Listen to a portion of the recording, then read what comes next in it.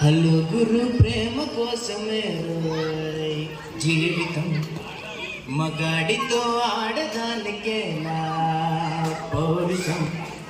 ప్రేమించాను దీన్నే కాదంటోంది నన్నే మహా సుందరాంగులే పొందలేని వాణ్ణి హలో గురు ప్రేమ కోసమే రోయ్ జీవితం మగాడితో ఆడదానికేనా పౌరుషం ఉంగరాల చుట్టువాణ్ణి పొట్టు పొడుగు ఉన్నవాణ్ణి చదువు సంధ్య కలిగినోణ్ణి